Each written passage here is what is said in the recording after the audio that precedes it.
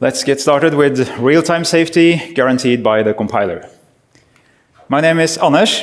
I am a developer at Squarehead in Oslo in Norway, where we make this acoustic detector for drones mostly. And so we detect drones based on their sound, so that we don't have to emit a radar signal, and so that we can also catch drones that have this like fiber optic cable hanging after them, so they don't have a radio signature. Then I also run cppquiz.org, and last year I wrote this book called C++ Brain Teasers. Thank you for introducing me to the publisher. Yeah, here's a 30% off the ebook if you want, and you can get that from me at any time during the conference later as well. Right, so real-time safety. Before we start, if there's anything unclear on the slides during the talk, please let me know so I can clear it right away. Otherwise, we'll take questions at the end. And I was going to say who writes real-time code, but first I want to know how many people work for Ableton. Very cool, because I've been using Ableton for 12 years, and I'm a big fan, so that's really cool to have all of you in the audience. And there's someone from Isotope as well, right? Very cool. Native Instruments now, yeah. But yeah, the rest of you, like, does anyone else work with real-time code? Every now and then, like. Hobby projects count? Yeah, hobby projects count as well.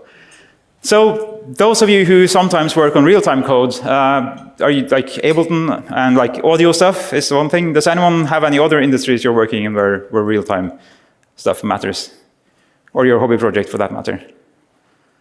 Like, can someone share anything they're working on? We are doing a simulation that's supposed to go to real-time. Real-time simulations? Yeah, cool. Real-time signal detection. Electromagnetic signals.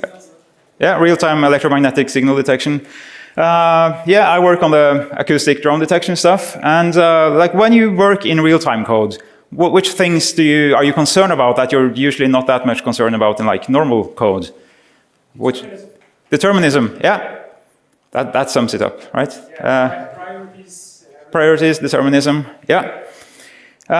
So just to clarify what we mean by real-time code, at least for this talk, it's about deadlines. So real-time code has a deadline. So for instance, if I'm making a self-driving car, a pedestrian is crossing the road, and then the brakes have to activate within a certain amount of time after the person has been detected. Or if you have like a video conferencing system, and I speak at one end, and the audio should come out at a reasonable time at the other end of the internet, without like pops and clicks and dropouts and stuff. And very similarly, audio at a concert. But that's a different problem still, but at the concert it's even more important, right? Someone is playing and the audio has to be constant. It must not drop out and do pops and clicks and noises like that. Or you can have like a welding robot that's like welding a piece, and then it has to stop at the correct time. If it doesn't stop when it sees that it's at the end, it's going to ruin the piece. And then we tend to divide real-time code on like a spectrum from hard to soft real-time. When stuff like the brakes on the car, that's a hard real-time requirement. The correctness of the system really, really depends on the timing. So if the brakes activate like 2 seconds later, they might as well not have activated. So the entire correctness of the system depends on the real-time property. But at the audio conferencing, it's like, yeah, or video conferencing, sure, you drop out the sound a little bit, it like slows down and speeds up, and it's just like a service degradation. It's not really that critical, so that's more of a soft thing. But the audio at a concert, that's much more hard real-time again, because you're going to like damage people's hearing, or you're going to like really ruin the experience, at least if you have dropouts in the audio. And the welding robot, again, is still a kind of a different problem, because if you don't stop welding at the right place, you might ruin the entire piece, but the production line can keep going. So like one piece got ruined, but the system itself still keeps working. So like kind of different types of real-time. So is real-time the same as performance? Kinda, like you have to be fast enough, but like as soon as you're fast enough, then you don't really need to super optimize it unless that's important for other reasons. So if I get a sample every 10 milliseconds, I need to be able to process those samples in 10 milliseconds or less, or I'm going to start falling behind and like losing data. So it's really about predictability. So when you have optimized the code so that it's fast enough for your use case, then you just need to, well, yeah, when the time you spend is less than the deadline, then you just have to make sure that that's a fact every time you run the code. So do you just benchmark it? And yeah, you have to benchmark it, of course. You have to like run it on real hardware with representative data and see that, well, this seems to be fast enough. But then it must not vary, right? That's the important thing. That's what the real time is really about. And then, like, how can it vary when you've benchmarked it already? How can it vary after that? Here are some things that you might want to avoid. Maybe some of you have other things to add to the list, but oops. Locks is bad because you take a lock, someone else has taken that lock, you try to lock on a mutex or something, you don't know how long it's going to take for them to release the mutex so you can continue running. And especially if you're on a real-time thread and like performance is important, but like the producer of the data that locked the mutex, they're like a low priority thread. And suddenly you as a high priority thread, you're waiting on a low priority thread. So now you're kind of low priority as well. So that's called priority inversion. Other things, allocations and deallocations, they are done by the operating system and you don't really know how long that's going to take, if there's contention or like just you don't really know. So try to avoid those. Exceptions, they will typically allocate. So it's kind of a special case of allocations. syscalls, most syscalls go to the kernel, so you have to do a context switch and the kernel has to do some work. Even that work you don't know how long it's going to take. I/O is basically, again, kind of a special case of syscalls, but if you're, in addition, you're like reading a file or waiting on the network or something, it's who knows how long that's going to take. You also could have the problem of swapping. So your code is nice and real-time safe and everything, but suddenly the memory gets full and the operating system starts swapping your pages out to disk. That's going to be really bad for your real-time safety. And the same with descheduling. So you're running happily on a core, and then the OS says, actually, I'm going to use that core for this other thread now. So you can't do it for a little while, and I'll swap you back in on that core later. So you might want to avoid these things, but it's not very easy to know that you're not doing these things. And if you want to know how not easy it is, there was a good talk last year by Dave Rowland at C++ on C, where he had a long list of tools and techniques he'd been using to make sure that he's not doing anything on that list. And this is hard and a lot of work. And especially if you have like third-party code, you call out to some libraries, it's very hard to know what they're doing, but even in your own code, like are you sure when you call that function that this doesn't call another function that calls another function that calls another function that allocates or something, right? But in Clang 20, we got two wonderful new tools called function effect analysis and real-time sanitizer. So function effect analysis is a compile time tool that you can use to check real-time safety properties of your code at compile time. And then real-time sanitizer is a sanitizer, just like the other sanitizers that you will run at runtime that can also check for real-time safety violations. And we'll mostly focus on function effect analysis in this talk, but we will see a little example of real-time sanitizer as well. And yeah, speaking of Clang, Apple Clang 17 also has function effect analysis for people who build on Mac. I build on both Mac and Linux. But it doesn't have real-time sanitizer. Maybe they will get it. But the audio unit thing in the latest version of macOS actually started using these annotations in their code. So if you turn it on, Apple have started using this in the audio unit code at least. I noticed just the other day. Yeah, so we had this list of these things that we might want to avoid in our code, and function effect analysis and real-time sanitizer will help you with all those things. And if you like what's the difference between these two categories? The first ones here, they are properties of your code. These are things that happen in your code. The other two is like stuff that happens by the operating system behind your back, so you can't really, these are not properties of your code. You can still try to write your code to avoid these things and like do tests and like configure the OS correctly and stuff, but those are not properties of the software, so these tools won't help you with the last two.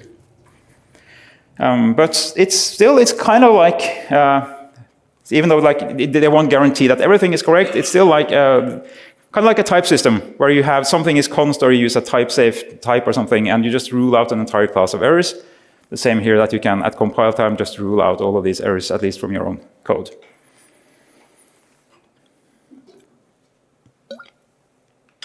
Okay, so my background with this, I started in Squarehead in March, and this is our main product.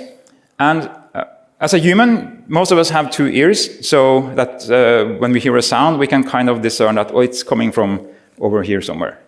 But if you have 128 ears and some DSP and some clever physicists, then you can actually figure out the sound is coming exactly from there, and you can track it using beamforming, if anyone has heard about that. What we do then is we have 128 microphones on this, this plate here, and then we sample those at 44 kilohertz, and then we have to run all of this, the DSP and all of that fast enough that every time we are ready to get in the next sample.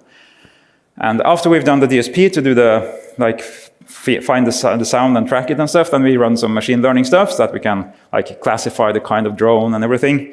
But what I'm working on mostly now is the audio pipeline. And this code has been working for years, and it's been pretty well optimized by some smart people before I joined. So it's been working fine, but they haven't cared that much about real-time safety. And the system now is like it's solving a complicated problem, but the system itself is not very complex. Like we're looking for drones. That's what we have this thing looking for drones, and it's kind of a simple system.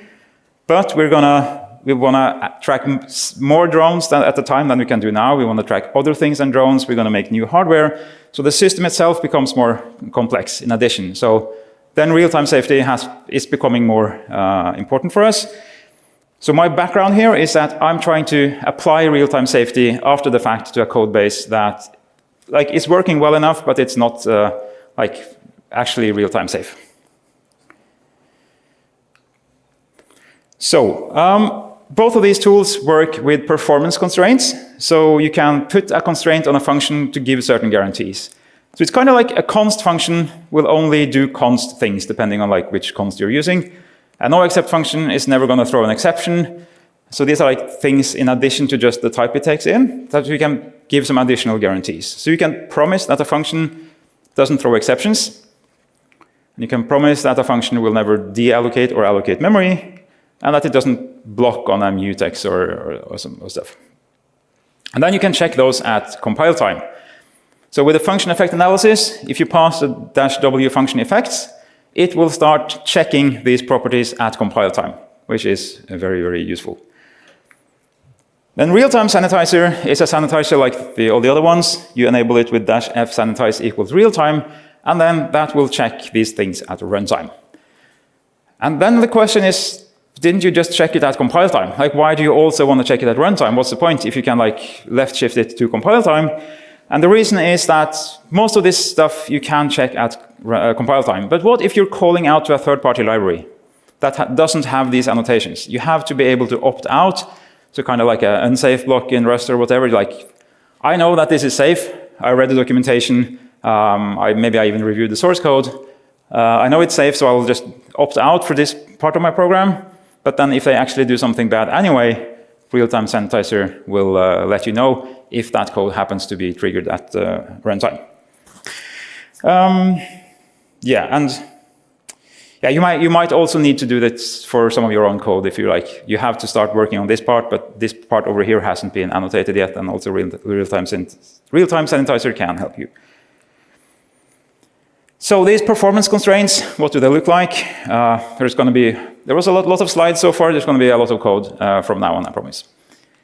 So the first one is Clang : non-allocating. And that promises that this function will never deallocate or allocate memory on the heap, and it will not throw or catch exceptions. And then you have Clang non-blocking, which promises all of the above. In addition, it's not going to take a lock.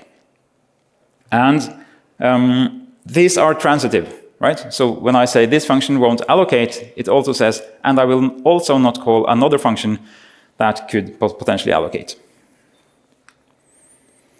Yeah, so function effect analysis is the main topic of this talk, and that's the compile time check that you get. So if you have this wonderful function to return an int, where it allocates an int on the heap and returns the value, but I've annotated this with the non-allocating attribute, saying I promise this function will not allocate. And I compile my code with -w function effects. I get this nice error message saying, warning, function with non-allocating attribute must not allocate or deallocate memory, and it even points me to the new, so that this is the thing you shouldn't do in this function. So that's very useful. And if I compile also with -w error, which I hope all of you do, at least in CI, then all warnings turn into errors. So instead of a warning, I get an error saying that this function must not allocate or deallocate memory. And my merge request is going to be read, and I won't even be able to merge this to master. And hopefully I even noticed, like on my own machine, so you like left shift it into your IDE, right? You get a warning in your IDE. So if you pay attention, you should see it. And this is a warning, so you can disable it if you need to, which can be useful to be able to do. Similar with exceptions, even if I just throw a small little int here, that could allocate as well on the heap. So if I say Clang non-allocating, no exceptions are allowed, period. So I get warning, function with non-allocating attribute must not throw or catch exceptions. Right, I mentioned that it's transitive, and that's important, right? So if I'm in F, which is non-allocating, I try to call G, which is not non-allocating, I get this warning that the function with non-allocating attribute must not call non-allocating function G. So it's like kind of triple negation, like not non-non, but it makes sense, right? F is non-allocating, G is non-allocating, so you can't call it. And this is the important thing, right? If you didn't have the transitivity, it would be kind of pointless. So it's similar to const in that way, that once something goes const, unless you const cast it away, yeah, it stays const. Here, I'm still calling G from F. I have not annotated G as non-allocating, but since the compiler actually can see G, it's in the same compilation unit, so now like the same CPP file or in the header that I included, the compiler has an inference mechanism. So the compiler can infer that G is in fact non-allocating, so this is actually fine. Even though I didn't annotate it, the compiler can infer it. And that seems like, yeah, can you just put it on there? But you're going to see shortly that this is actually super useful to have it, to have this inference. For instance, if I have my squared function, which just takes a double and raises it to the power of 2, and I say this is non-allocating, but std_pow is in the standard library, so it's not annotated. But since it's in a header, this is going to compile just fine because the compiler sees the implementation of pow and can infer that pow is in fact non-allocating. And a lot of the standard library is in fact in headers, so this works for like a lot of standard library stuff.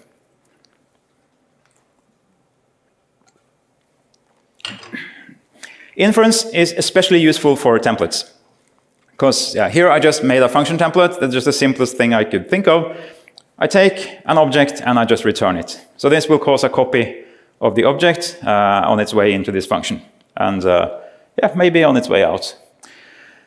And I try to call it from F. So I take an int, I call simple, so it copies the int, and that doesn't allocate, right? That just goes on the stack. So that's fine.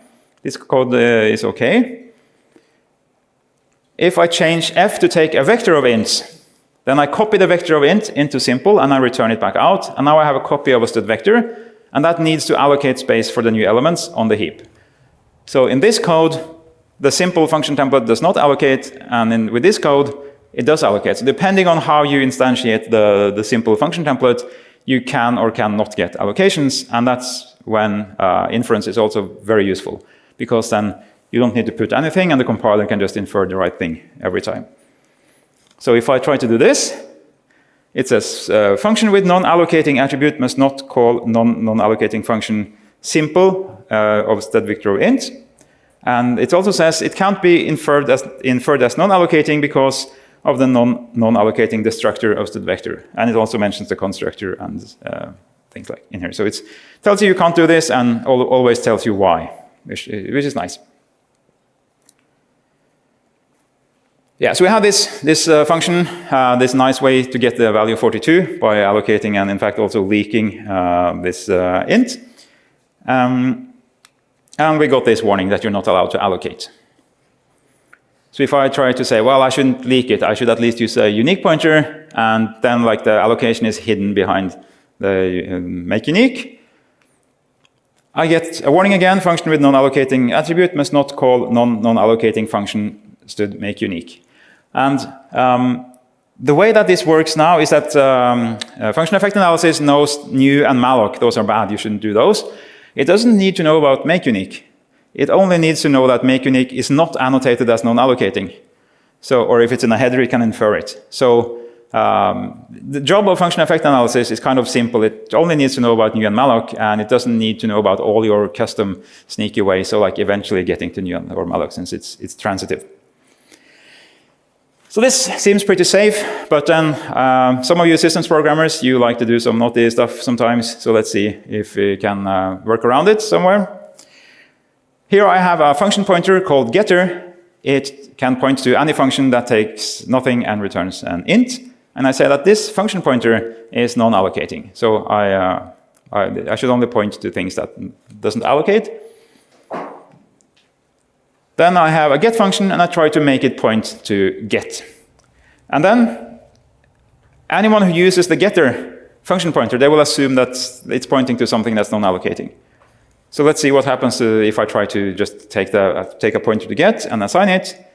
No, attribute non-allocating should not be added via type conversion, and then it points to the line where I try to convert the address of get into the function pointer.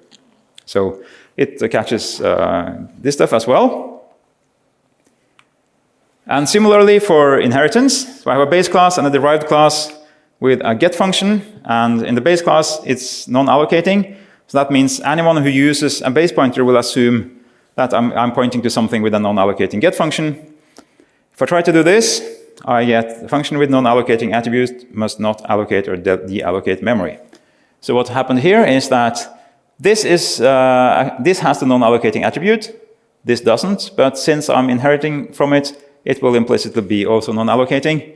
So that's why I can't call new, or I can't call into other non-allocating functions. So it works with inheritance as well.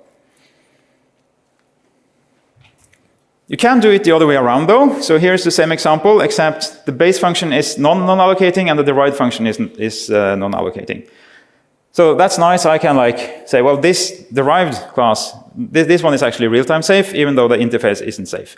So if I just want to use the derived somewhere, I can do that, and I know at least that is real-time safe. So and that's generally the case with this system, that you can always call into something that's more strict, but you can never call into something that's less strict. And you can override and make things stricter, but you can't override and make things less strict. And that's a very useful thing to do, because I had like a very wide selection of processing things that all implemented the same processing interface. And if I try to start marking the interface, I'm going to have like a 2-month feature branch while I fix all the derived classes. So what I could do then is I can start fixing one derived class at a time, like getting rid of allocations and everything, and start applying the non-allocating attribute on the functions there, and then just merge to master. And then I know as soon as I've merged one of these to master, then no one else is going to break it later, right? Because now I have the annotations, so now it's safe. Okay, so these two are safe, they're on merge to master. And then eventually I will have fixed all the derived ones, and then finally I can slap the attribute on the base class, and then I know that all the derived ones are safe, and any new derived classes that's added to this will also have to be safe. So that's a useful way if you have that kind of code with lots of derived classes.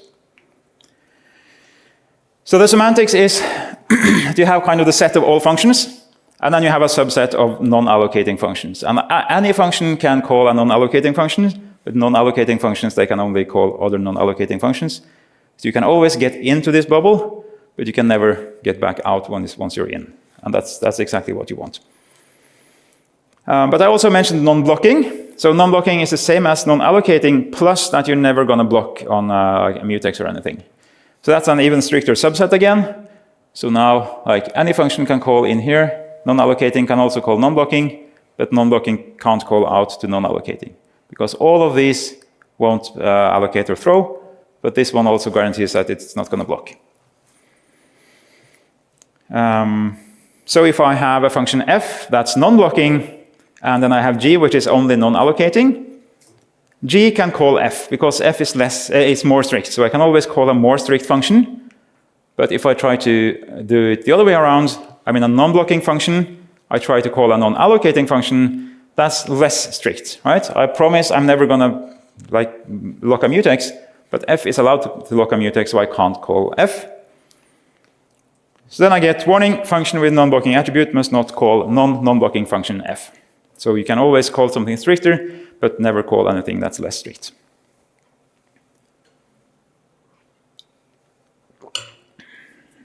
It's super warm in this room. Yeah, so it's a hierarchy. So you can always call in but not out. And there's one thing that I wanted to do that I couldn't do, and it's kind of this. So I wanted to first go after the locks and then go after the allocations, because I thought locks are worse than allocations in my case, so I would like to do that first. So I kind of wanted to have this little thing here which says I won't block on a mutex, but I might allocate. But that's not expressible in this because it's a hierarchy, so you can't do that, but it's fine. But there's just a thing to be aware of. So what we ended up doing is to only use non-blocking everywhere. And then you just start fixing it properly at once. Because if you want your real-time code, safe real-time code, you both want to avoid allocations and locks. So we figured out, let's just use non-blocking everywhere. And that gives me, just trying to move the pointer. There we go. It gives me one thing to teach, one thing to document, and you avoid a combination of different types of guarantees and different functions, and these can call these, but not the other ones. So it was just simpler to use non-blocking. Locks, depending on what you think could be maybe seen as worse, as allocations. So why not just use non-blocking everywhere? And you also get better compatibility with real-time sanitizer, because real-time sanitizer only instruments the non-blocking functions. It doesn't instrument the non-allocating one. So if you want real-time sanitizer, you kind of have to go all the way and go non-blocking. So we just did that all over.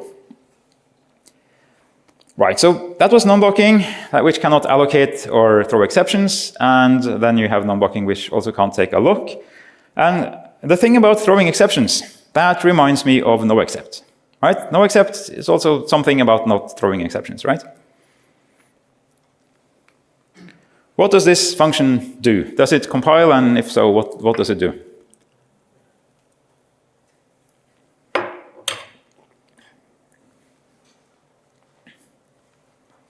Who thinks it compiles? Yeah, this compiles just fine. What this does, no-except means no exception is ever going to be thrown outside of this function. No exception will escape from this function. So if I want to try to do some stuff, and then I catch it before it escapes, that's fine. That's exactly what no-except is for, right? You can do whatever, but you're exception safe. You're not going to suddenly throw something out of this function.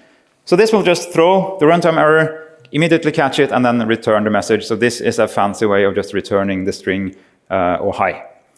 And this is fine. There's no error, there's no warning, because this is just a small example of what you're supposed to do with no-except. And even this is fine. And what happens when you run this function? It does compile, and then you run it. Yeah, it works, and you can get a call to terminate. So at runtime, this is the other use case that no-except is for, is that if you forgot to check something, at runtime, it will actually just terminate, so the program will not continue.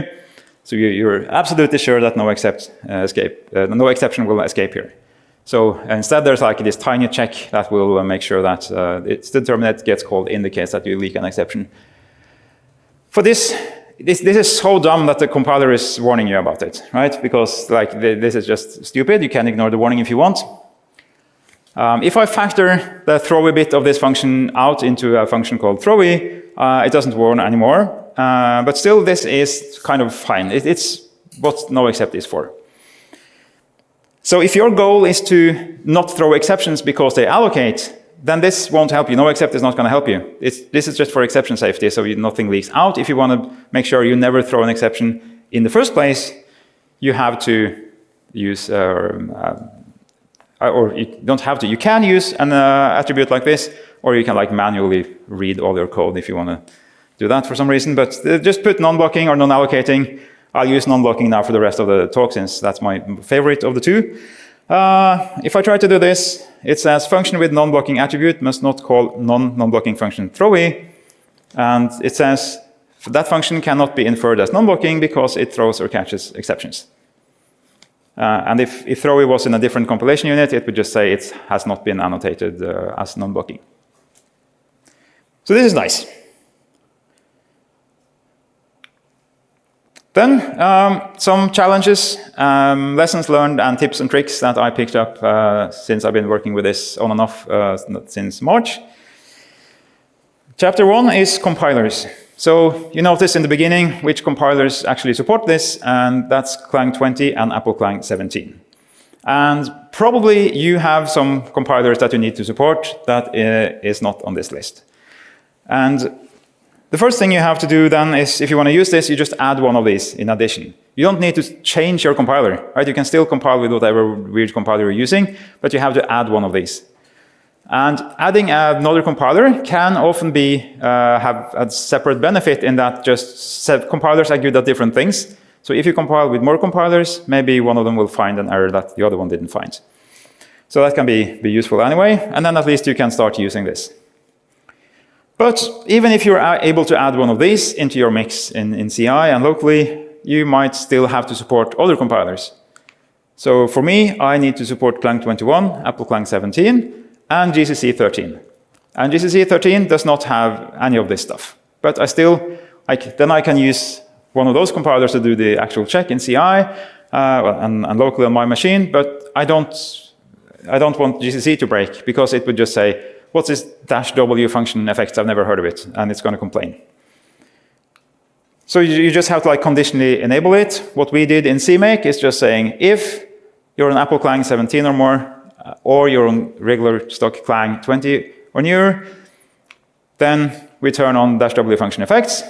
If you're on some other compiler, we just don't turn on that warning, and that other compiler doesn't see it, and that compiler continues to be happy, and then you just rely on one of the other compilers to do the actual checking. We also added a compile definition, enable FEA, function effect analysis, which we can use in our code for things like this macro. So instead of typing Clang : non-blocking everywhere, that would also cause warnings, because then like an older Clang compiler might say, well, yeah, I see this is a message for me, it says Clang : but I don't know about this part. I think also older GCC compilers will warn if you have an attribute that they don't understand. So we just defined SQ, that's just Squarehead, that's our macro prefix, you probably have your own. So if enable FEA is turned on, SQ non-blocking means Clang : non-blocking, otherwise it means nothing. And that means I can write my functions like this. I just put SQ non-blocking, it's even a little bit easier to type, and then on Clang 20 and above, it's going to mean non-blocking, and on all other compilers, it just means nothing. And it's going to compile on all your compilers. Right, next challenge is, of course, third-party code, because this is very new stuff, and most third-party libraries don't have this at all, except I discovered last week that the audio unit stuff on the latest macOS has started using this. So suddenly it was demanding me to annotate my callbacks that I got from the audio unit stuff. Yes, so, and also it could be some of your own code that you haven't annotated yet, but you need to call it from the places where you've started adding this stuff. So for instance, here's my process function. It takes a buffer, and it calls libproc from some invented third-party library that takes the pointer and the size and does some processing on this buffer somehow. But libproc is not annotated, so I get this message that we've seen quite a few times now, saying, warning, function with non-blocking attribute must not call non-blocking function libproc. But I've read the documentation of libproc. They say we promise not to throw exceptions or allocate, and I trust them or I even review their code and I see, well, it's actually fine, and I need to call this. I can't just stop using this library. So then I can do this beautiful thing here, where I push the warnings, and then I can add the W function effect, and I pop the warnings again, so that that particular warning is turned off for that line of code. It's very, yeah, it's, why are you laughing? It's beautiful. But like, you don't want to type that all the time. And you also don't want to do this for the compilers that don't know about this warning. So again, you can use a macro. So if you remember the enable FEA thing where we had the SQ non-blocking thing, that means Clang : non-blocking if the compiler supports it. You can also make something like this. I just stole this directly from the documentation of function effect analysis. You'll find it there. You define SQ FEA ignore, and then whatever is between the parentheses is then like getting stuck here in between in the correct place. If I didn't enable FEA, it just means like take whatever is between the parentheses and just do it without wrapping it. So it looks like this in my code. So anything inside of this parenthesis will ignore the warning, and then I'm able to call out to libproc, and it looks a bit nicer than having to write all of that stuff. Yes. So, but what if the docs lied? They say we're not going to allocate, but they do allocate, or they use a dependency that uses a dependency that you suddenly upgrade, and then that's added some allocation somewhere, even if you reviewed the code. And this is where a real-time sanitizer will save you, or can save you. So if you put -f sanitize equals real-time when you compile the code, it's going to instrument your code so that it checks for these things at runtime. And as with any other sanitizer, it doesn't trigger unless the bad thing happens, right? So if in your test you have good enough coverage that you actually trigger the allocation in the ignored code, it will complain, for instance like this. So it gives you then the stack trace saying, well, you had a process function, it called into libproc, and this called new, and then that one called malloc, and then we intercepted a call to a real-time unsafe function malloc. Right? And this only works with non-blocking, not with non-allocating. So that's where real-time sanitizer can be very useful to catch the places where you thought it was safe to ignore, but it wasn't. The documentation describes a different way to solve this as well that I don't like as much, but it's in the documentation, so I want to show it, and then you can decide if you want to use it. So here's the official header for libproc. Declares a function like this. I can make my own header file, which includes the libproc stuff, and I can just add the annotations on the functions that I know are actually safe. So in C++, it's allowed to redeclare a function, and the function effect analysis machinery says you can redeclare it as long as you make it stricter, or the same. You can't like remove it like this. So then in my calling code, I can just include my own header, which includes the official header, and also has the redeclarations to add non-blocking to the ones that are non-blocking. Which is kind of nice, because then you don't have to put the macro around it anymore. But you can only do this with free functions. If you have a class definition with a member function, you can't like reopen the class to change the member function. So this only works with free functions. So maybe you want to use it, maybe you don't. I just figured it's easier to just use the macro everywhere, so we don't have two ways of doing the same thing. But if you're using a lot of C libraries, maybe this is nicer for your particular code, so it's really up to you. And yeah, if you use a library a lot, it might be that you also have already a wrapper around that library in your code, and then you can do all of the ignoring and everything inside of your wrapper, and then you just annotate that as non-blocking and just use that as normal from the rest of your code. This one is empty.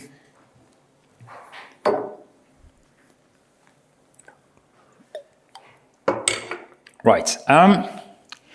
So far, it's been very procedural code. So like function calling another function, very simple stuff. But we saw some object-oriented stuff as well, where it works well.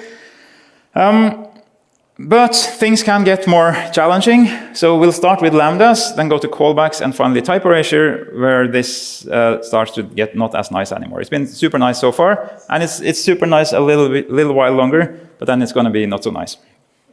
Yeah, and it's a good motivation to show the final feature of this that I want to show. So here's a function f, which is non-blocking, and it declares a lambda. And the first thing to be aware of here is that the body of the function f is one function body. The body of the lambda is a completely different function. Right? This is one function, and this is a different function. Right? So if I put non-blocking here, it doesn't mean that I have also put non-blocking here implicitly, because those are two completely different functions. And even inside of a non-blocking function, I'm free to make a lambda that's non-blocking, as long as I don't call it. I could return that back to someone that want to call it later in the non-real-time part of my code base. So this is fine. Those are two different functions. That's the first thing to be aware of. So as long as I don't call this lambda, this is fine. If I want to explicitly mark the lambda as non-blocking, I have to mark the lambda as non-blocking, just like you would do with a no except or something in here.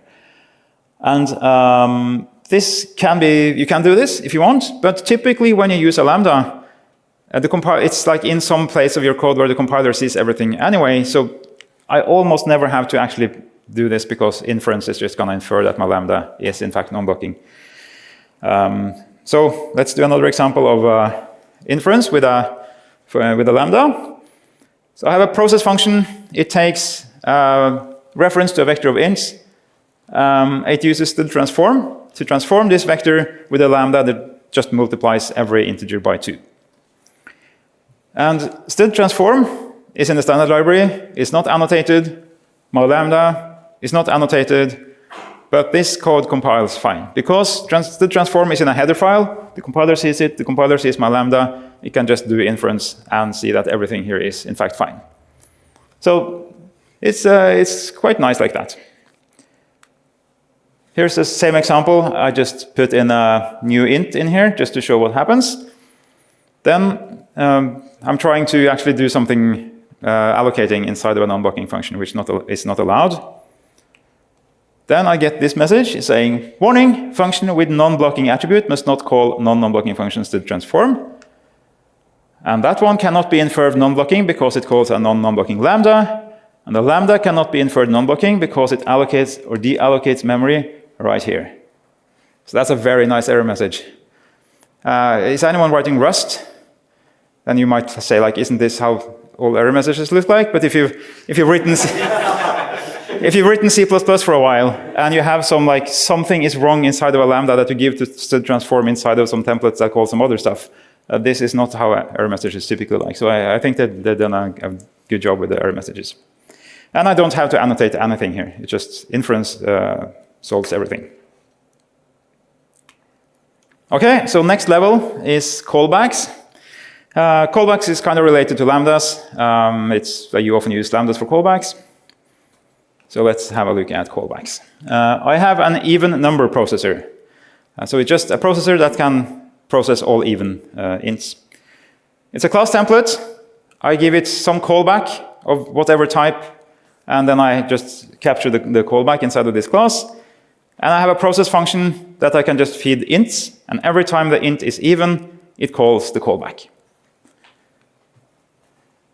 And then I want to use this somewhere. For instance, in my real-time code, I figured I want to sum up all the even numbers. So I initialize sum to 0. I make an even number processor that captures sum. So the callback I pass it is something that adds to sum. And then I just, I did like this. Nice. Then I just feed it some ints. And every time the int is even, when I give the int into process says it's even, so I call the callback, which is the lambda, which add it to here. And this then works fine because the compiler sees everything, so the compiler can infer that every even number processor is in fact non-blocking. The lambda is non-blocking. Everything is fine. So I'm in the non-blocking function real-time code, and it just says, well, all of that is non-blocking, all of this is non-blocking, so this is fine. Inference just does the right thing. I could, if I want, I could put non-blocking on the process function up here as well. It's up to me. Do I want this to only be useful in my real-time code? Is it somehow important? Then I put non-blocking. If it's not important, then I just keep it generally usable in all all my code. So maybe in my chill code, my not real-time code, I want to just print all the even ints. So I give it, now this time I just give it a lambda that every time you get the callback, it just prints the int to the out. And then I just feed it these ints, and it will print all the even ints. And now this also works, right? Because here there's no non-blocking thing. So this is just regular old code. It's just going to work. If I had put non-blocking up here, I would only be allowed to call it here. I would not be able to use it in the non-blocking with a non-blocking lambda. So it's a design decision. Now I just designed it like this. It's generally usable everywhere. But if you have some reason to say that this should only be used in the real-time code, then you can actually manually annotate it. But if you don't, then the inference is going to do the right thing in all cases. So this works fine. And it works because it's a template. But maybe I don't want all my code to be in headers, and I don't want all my headers to include all the other headers and the third-party headers, and every time I change something, I have to recompile everything. So maybe I want to try to move my code down to some CPP files, and then I can't have class templates that are parameterized based on an entire callback like that. So then I might reach for type erasure. For instance, I might reach for a stud function. So let's do that. So now, the even number processor, we're going to do exactly the same example, but now it's no longer a class template. It's now a regular class, just even number processor with no template arguments. It captures the callback using a stud function instead. So the stud function is going to do the type erasure and figure out the right thing to do. And then I have the process function, and now I can actually pull the process function out of this the class definition, and I can stick this, now it's just on the slide, but I could stick this in a CPP file. So if process is actually a huge function that does lots of stuff, you can hide it away into a CPP file. Yeah, and then in my real-time code, it's the same as before. This one looks exactly like before. It's still non-blocking. It's still instantiating the even number processor here with a lambda that just sums up all the ints. And then I try to process a bunch of ints like this. So this is exactly like before, but now I get a warning. Function with non-blocking attribute must not call non-blocking constructor of stud function. All right, so that's my first problem. Stud function needs to allocate some memory to store whatever it needs to store to point to your free function or lambda or whatever you decided to pass it. So stud function constructor allocates. So that's my first problem. And that might be not for stud function, but a lot of your other code could also be when you set up your pipeline, you allocate a bunch of stuff, and then you start doing the real-time part. After you've made sure the pipeline is ready, you just start churning and you don't allocate anymore.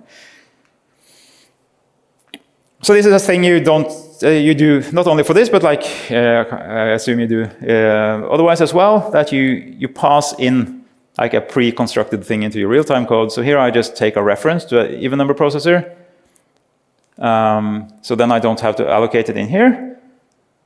This is where the stud function gets allocated out in my setup function.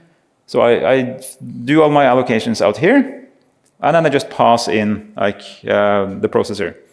So that's inside of the non-blocking function. The only thing I do is to call the process function.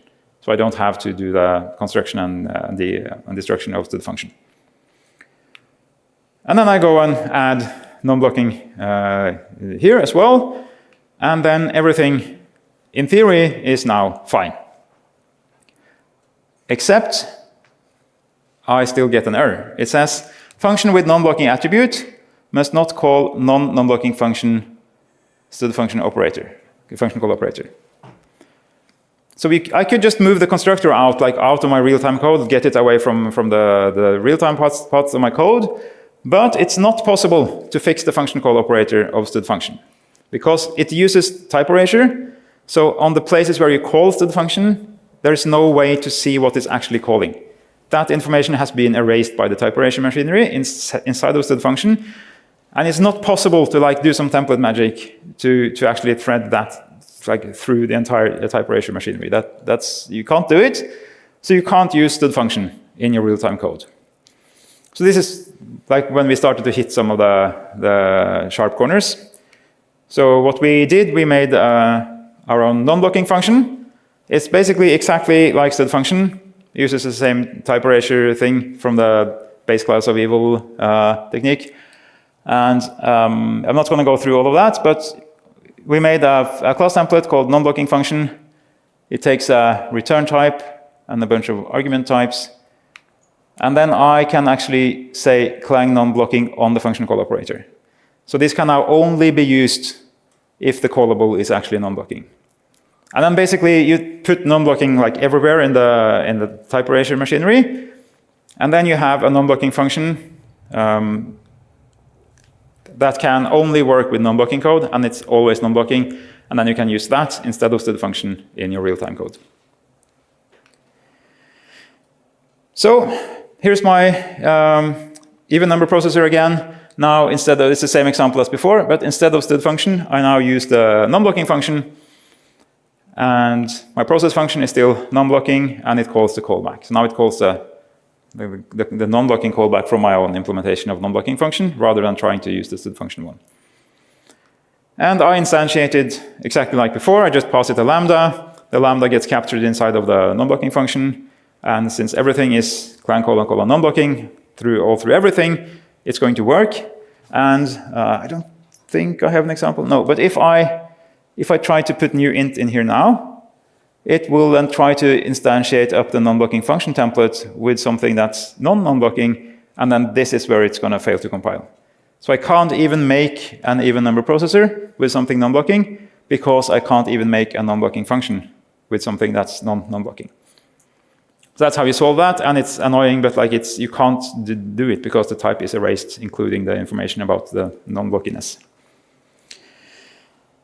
But I wanted to use the even number processor, both in my real-time code and in my chill code, and now I can't do that, because now the even number processor only accepts non-blocking lambdas. So the final trick we're doing is to turn it back into a class template. But now I templatize it on a bool, so it's either non-blocking or not. Right? You don't templatize it on give me anything callable ever. You just say either it's true or false. It's non-blocking or it's not non-blocking. And that means I can put all the implementations in a CPP file somewhere and just instantiate it for true and false, and then I don't need to have the entire implementation up in the header file. And the other nice thing about this, that's actually, one more thing first. Yeah, then I say my callback type depends on whether I pass non-blocking. So if non-blocking is true, I have my callback type be non-blocking function. Otherwise, I just use a regular stud function.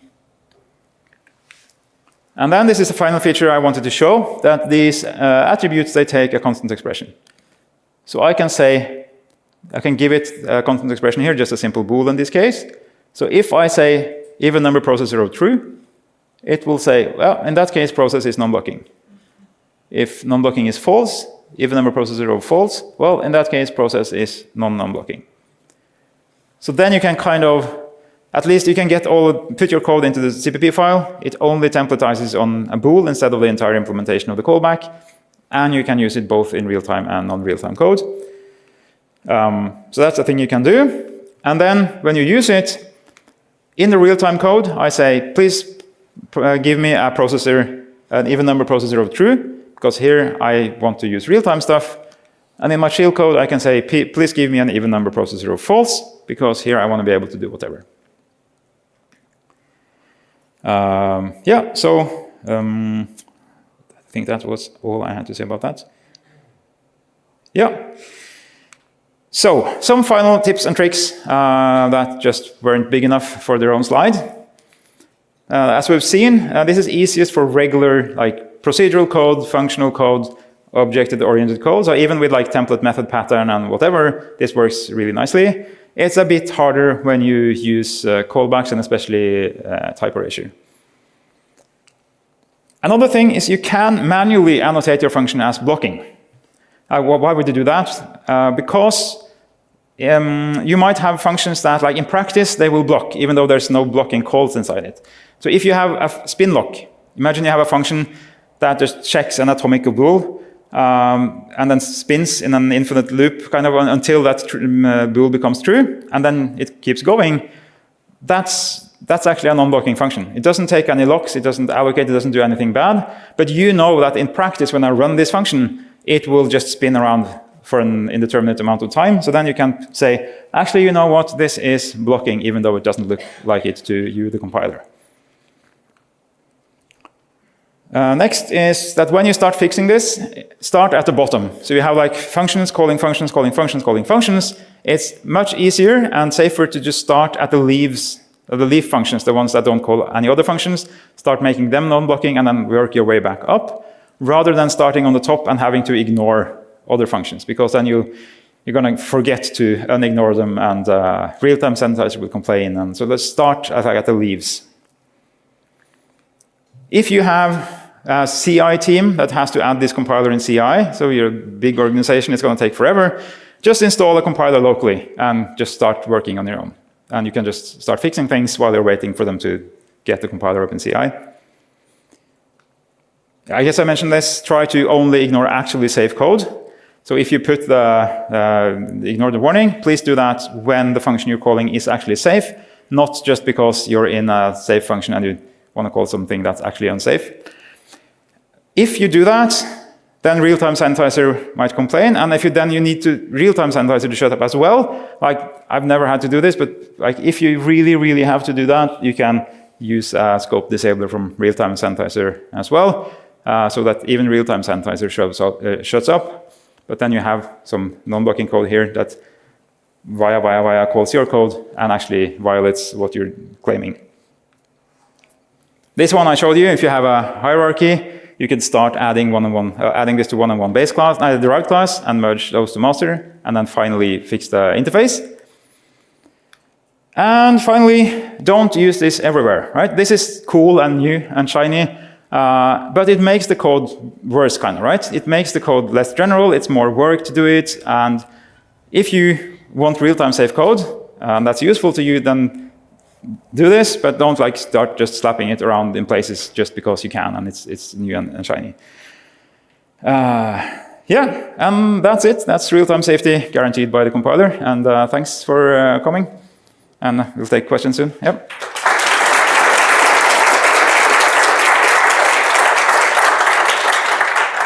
Then we have a few minutes for questions. I actually had two questions, but I'll start with one. The first one is when you were showing this example with the type erasure and the std functional, I was thinking that doesn't a lot of the implementations for std functional apply small object optimization, and that in itself should be real-time safe for constructing? Well, the thing with std function is that it gets hidden in the type erasure machinery. So you instantiate. Yeah, but you showed that it showed that the constructor was failing, and the constructor should know that it's doing a small object optimization and not doing the allocation. That's what my if that would be detectable at compile time, yeah, that in fact in this case it would work, then maybe it could infer it that it doesn't allocate, but then it would have to know about all the instantiations for the function call operator to be correct. Yeah. Right. And that would be, if you do that in the same place, maybe it can see through everything. I doubt it, but like in theory, that might be possible in very few cases. So maybe, yeah. Can I take just a very small question? Yes. Okay. All right. You can catch me in the breaks as well. Yeah. Thank you for the interesting talk. I have a question regarding standard vector. You had it in one of your samples. Yeah. Is it taking return value optimization into account? Is it taking? A return value optimization. So in your sample, you got a vector as input. Yeah. And if you are just manipulating the elements in the vector and just returning the vector, then it's kind of an R value. Well, there's a copy value on the way in. And then it's like the return value of that the X function was an L value. So yeah. That's the return value optimization. That's optional. Yeah. So it's going to say that I think it's going to say then we pretend that there's no optimization here because you don't really know. It depends on the compiler. So if like one compiler you're doing is on Clang 20, like Clang and GCC, they will do named return value optimization on the 0. MSVC will not do named return value optimization until you do O1. So then, like your Clang that checks it says it's fine, and then you run it on MSVC where you don't have the check, and suddenly it allocates. So Okay. yeah. And is placement new considered allocating? So if you have I'm a pretty new sure with placement new is not considered allocating. Okay. Thank you. You can, yeah, I think it's in the docs. I'm pretty sure. Yeah, thank you for the talk. I have a question. Is like this annotation, the compiler does not optimize based on this annotation, right? The machine code generated is exactly the same. It's just like a compile time check that helps me during development, or? It's a check, and I haven't thought about it yet whether it would be possible to do some optimizations based on this.